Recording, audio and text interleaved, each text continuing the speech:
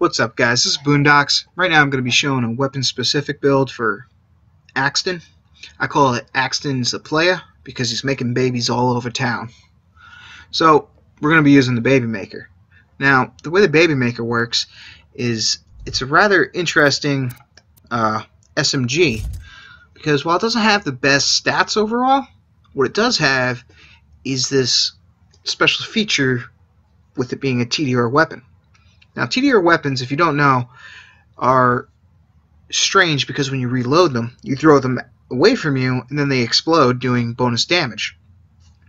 Now, the special thing about the Baby Maker is that when you throw it, the bonus explosion will spawn another grenade. And that grenade can even spawn another grenade, which can spawn another. And you can actually get a chain reaction, or sometimes when you throw the one, a second one will pop out, which will have an increased damage of like 50 or 60%. It's pretty cool. So I take a fire and corrosive Baby Maker because I actually found that as long as you're attacking the enemies that are weak to those particular elements, they'll do more damage than just your base non-elemental Baby Maker seen here. The base one, though, is good against certain enemies that are resistant to both, or say against the skeleton creatures in the Tiny Tina DLC. It'll do more damage against them than either of these. Now, I take the grog nozzle, even though I rarely ever use it.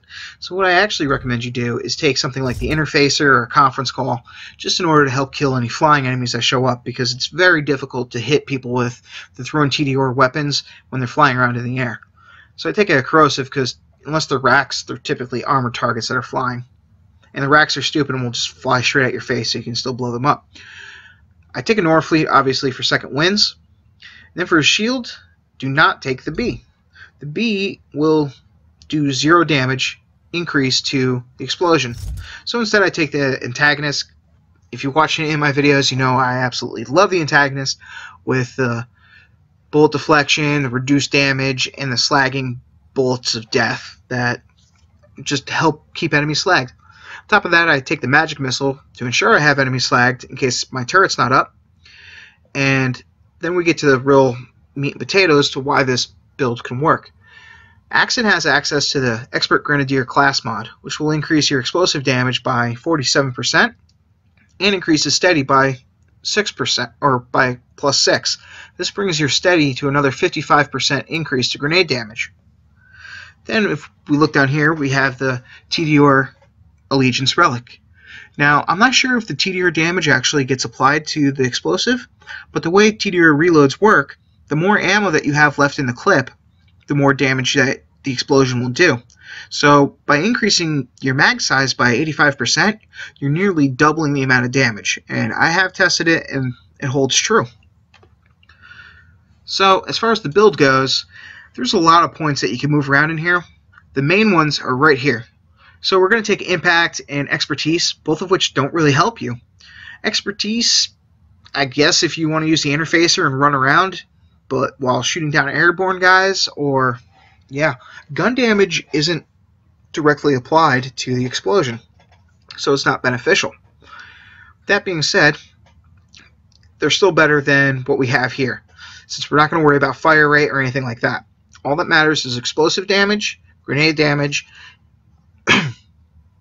and, well, technically not even explosive, any elemental damage if you're using elemental weapons, but grenade damage is definitely going to help you, and reload speed.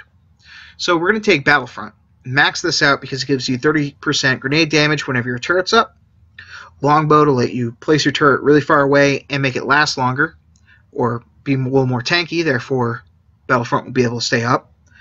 And then absolutely essential is steady. This gives you that 55% increase to grenade damage as long as you're using the Grenadier class mod.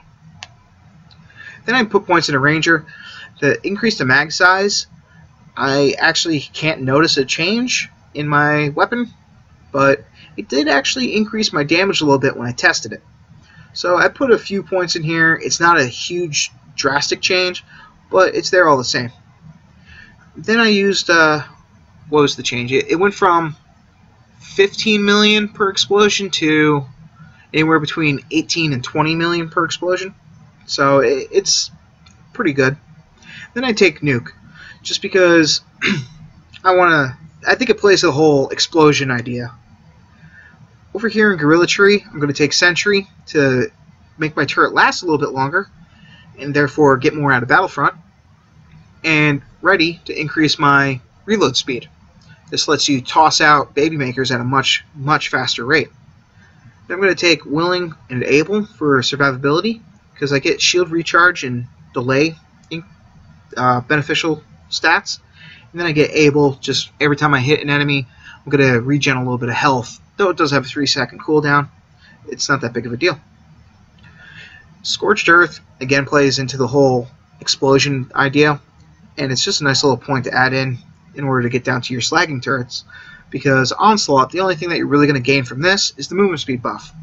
And I do like movement speed, so I don't mind it.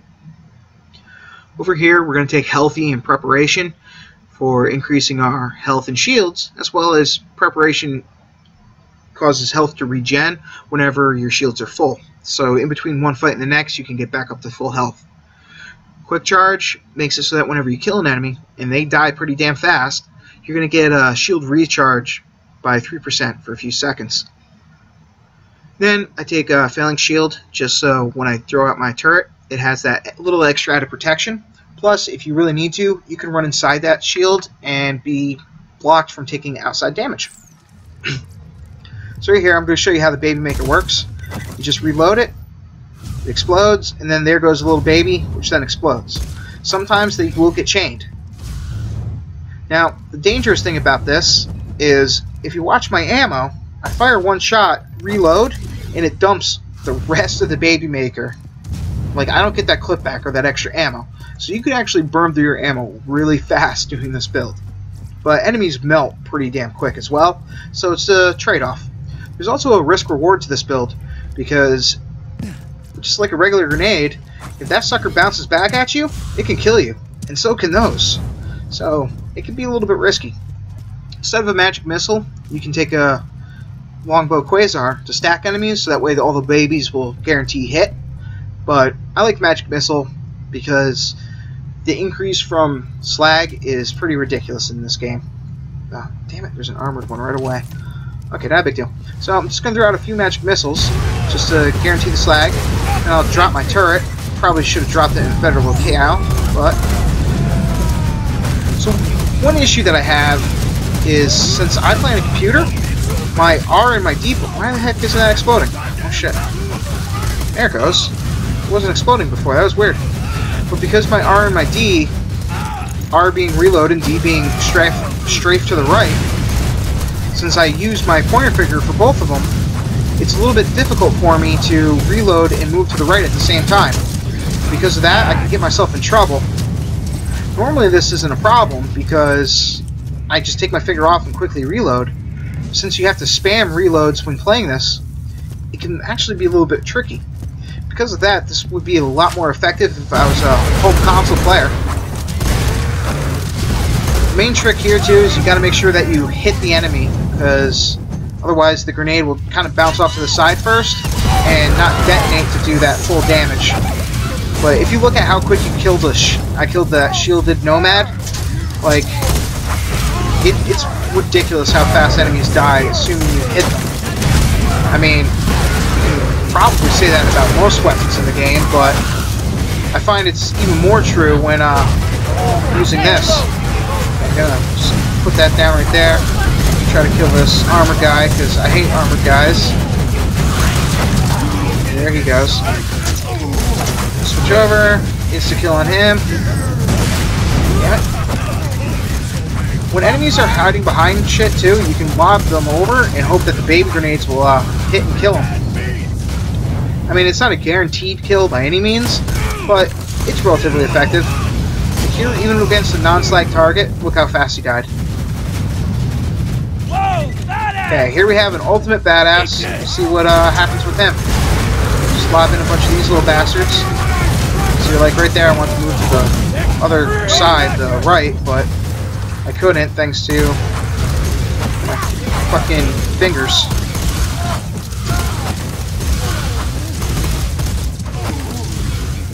Right there, that's using this. Oh, another cool thing about the Avenger, it's really easy to get second wins because you do so much damage with them. It's pretty much like using a rocket launcher or spamming grenades that insta-explode on enemies. So as much as I don't like getting down, that was a good demonstration of how easy it is to get second wins. Make sure you don't let those little baby grenades kill you, because it's a pain in the ass, especially when all the enemies are dead. This is actually the second time I'm recording this, because the first time I killed myself right back there. I looked like a dumbass because I had just said, hey, be careful about the little babies. Then I walked right on top of one. So then I had to waste the time to come running back. So because of that, I decided I might as well re-record.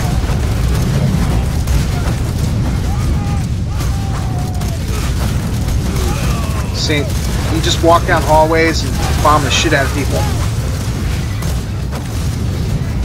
The nice thing too, I've never tried this. Let's see. Just fire around, run, reload. Oh, you can still keep sprinting. You don't have to hit the sprint button again. I mean, it's not a huge deal because the sprint button is easy as shit to hit, but, you know, if you're ever having a weird type situation where you just need that one quick burst of damage. Still have that guy? No, I don't. I was wondering if I still had my grog nozzle equipped. I don't. Not a big deal. Because Axton is one of the tankier characters in the game just because he passively gains back so much that it's pretty easy to kill him. So pretty much, the reason this works is you can think of it as every time you hit an enemy with a TD or weapon, you do damage equal to everything left in the clip. Which, I mean, you can either sit here for days and try to hit them with everything, or you can just throw a TD. So, yeah, it's pretty easy. I enjoy it. You should try it out. It's definitely a lot of fun. The Baby Making Axton or Axton's a Playa build. Take your pick. I like Axton's a Playa myself. I mean, just look at him.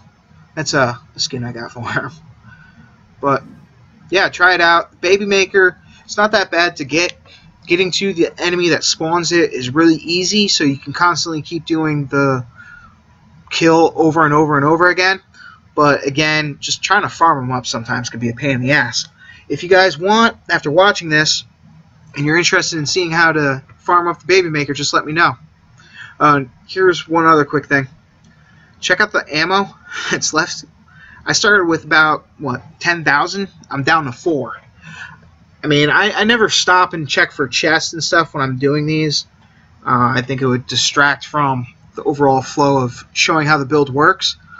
And SMG ammo actually spawns in chests pretty quick and pretty often, so you shouldn't have that big of a deal, but as you can tell, you'll burn through your ammo really fast doing this, so you gotta be a little bit careful.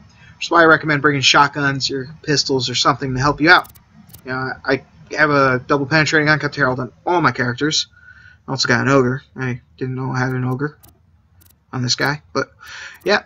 Anyways, good luck, guys. Have fun. Peace.